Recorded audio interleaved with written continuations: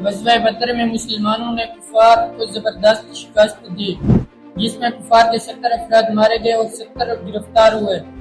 اس ذلت امیز شکست کا بدلہ لینے کے لیے ابو سفیان نے 3000 کافروں کی فوج کو جمع کیا اور مسلمانوں پر حملہ کرنے کے لیے مکہ سے مدینہ کا رخ کیا۔ رسول اللہ صلی اللہ علیہ وسلم نے مدینہ کے ڈیفنس کے لیے 1000 مسلمانوں کی فوج تیار کی۔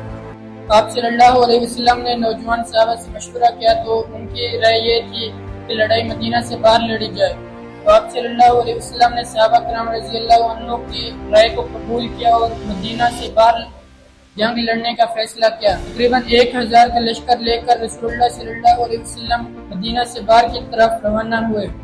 راستے میں عبداللہ بن ابی منافق بہانہ بنا کر مسلمانوں کی فوج سے نکل گیا۔ اس نے یہ کہا کہ 1000 کی فوج 3000 کے لشکر سے کس طرح لڑ سکے گی، یہ تو خودکشی ہے۔ اس بار بھی غزوہ بدر والا سسٹم تھا۔ کفار مکہ کی فوج مسلمانوں سے 3 گنا زیادہ تھی، لیکن اس مرتبہ مکہ والوں کی فوج میں ایک اور ینگ جنگجو موجود تھا جس کا نام تھا خالد بن ولید، اور اب 700 مسلمانوں کی فوج جبل احد کے دامن میں دشمن سے لڑنے کے لیے تیار کھڑی ہوئی تھی۔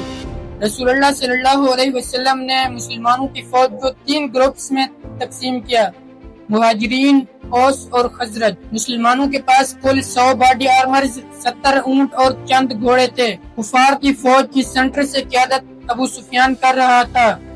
لیفٹ سائیڈ پر ابو جہل کا بیٹا اکرمہ اور رائٹ سائیڈ پر خالد بن ولید تھا۔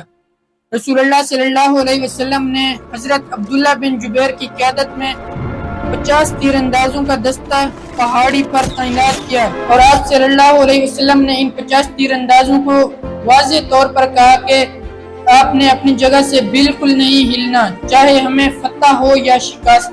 کافروں کی فوج سے ایک بندہ لڑائی کے لیے آگے آیا، حضرت علی نے جا کر اسے ختم کر دیا۔ پھر اس کا بھائی آگے آیا، حضرت حمزہ نے جا کر اسے ختم کر دیا۔ اس کے بعد مسلمانوں نے کافروں کے اوپر تیر برسائے، جس سے بہت سے کافر جہنم واصل ہونے لگے۔ اس کے بعد مسلمانوں اور کافروں کی فوج کے درمیان سخت لڑائی شروع ہوئی، جس میں صحابہ کرام آہستہ آہستہ کافروں کو کراش کرتے ہوئے آگے نکل گئے۔ غزوہ بدر کی طرح کچھ وقت لڑائی کے بعد کافروں کی فوج میدان جنگ چھوڑ کر بھاگ گئی، اور کلیئرلی ایسا لگ رہا تھا کہ مسلمان یہ جنگ جیت چکے ہیں، کیونکہ تمام کافر میدان جنگ چھوڑ کر بھاگ چکے تھے۔ جب پہاڑ پر کھڑے تیر اندازوں نے یہ منظر دیکھا تو ان میں سے 41 تیر انداز جیت کی خوشی اور مال غنیمت کو سمیٹنے کے لیے اپنی جگہ سے نیچے اتر آئے۔ تیر اندازوں میں سے صرف 9 تیر انداز اپنی جگہ پر کھڑے رہے۔ ٹھیک اسی ٹائم خالد بن ولید نے پہاڑ کے پیچھے سے مسلمانوں پر حملہ کر دیا، جس کے نتیجے میں مسلمان جیتی ہوئی جنگ ہار چکے تھے اور 2 فوجوں کے درمیان پھنس گئے تھے۔ آہستہ آہستہ بہت سے صحابہ کرام شہید ہونے لگے۔ مسلمانوں کے مین لیڈر حضرت حمزہ رضی اللہ عنہ کو ایک حبشی غلام وحشی نے نیزہ مار کر شہید کر دیا۔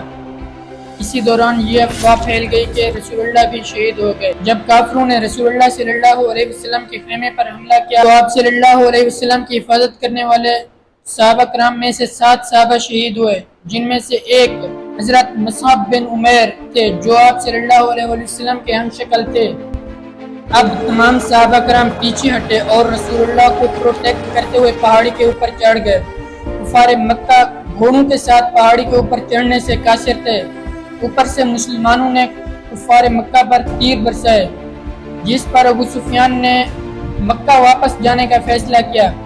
اس جنگ میں مسلمانوں کو بہت نقصان ہوا، لیکن اس سے مسلمانوں نے ایک بات یہ سیکھی کہ جنگ میں کبھی بھی اپنے لیڈر کے خلاف نہیں جانا، اور آنے والے سالوں میں مسلمانوں نے بڑی بڑی سپر پاورز کے ساتھ جنگ لڑی، لیکن کبھی بھی شکست نہیں ہوئی۔ اس بار کفار مکہ کی فوج واپس تو چلی گئی، لیکن ابو سفیان نے پورے عرب سے 10,000 کی فوج جمع کی اور مسلمانوں پر حملے کا ارادہ کیا۔